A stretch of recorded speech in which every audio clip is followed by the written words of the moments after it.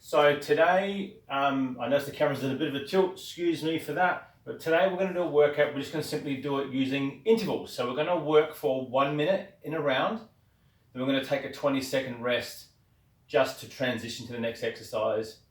We've got 6 exercises. We're going to follow them in order, and then we're going to go through them 4 times. So all up, we're talking 24 minutes of actual work, plus those little 20-second buffers, which pretty much adds another minute to each round. So all done, we're done in about 28, 29 minutes. Now what we're going to need today is 1 mat.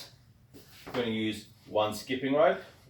We've got 1 band, and we're going to got 1 kettlebell. So we're going to keep it fairly simple. Now, first round, we're going to do shuttle runs, up and back. So if we're outside in the park, we're going to use the cricket pitch. We're going to get up and back on the cricket pitch. We're going to go at a nice, steady, constant pace, about 60 to 70% of what would be your run rate. Okay, the whole idea is just to elevate the heart rate.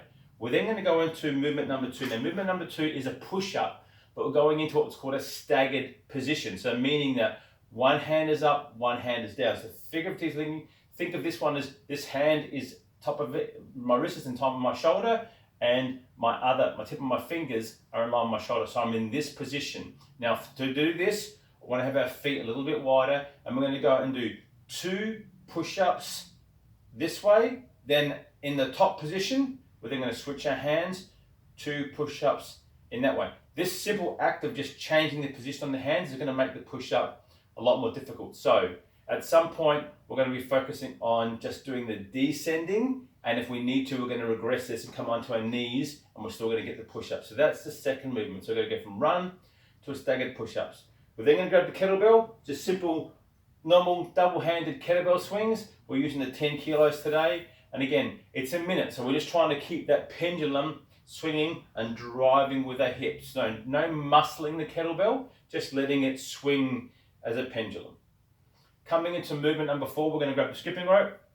And again, now we're going to skip for a minute. Now, the first time we do this, reason why we're doing the run at the start, it's going to help warm up our calves, because then when we come into this, we're going to go for a minute, nice and steady state. Again, if we are having difficulty with skipping and hitting the feet, just put the rope to the side and just skip on the side, and then just bounce like you normally would. From there, we come on to the 5th movement. I mean, we call these simply pull apart. So we're going to grab one of our bands. We're going to hold it here, so a little bit of a slack. Simply stand up, chest up, shoulders back, and we're simply going to pull the band. Pull the band. Okay, so we're going to be pulling the band. So we're putting a bit of a stretch through the chest, but more importantly, as you can see, I'm going to pull back through my shoulders.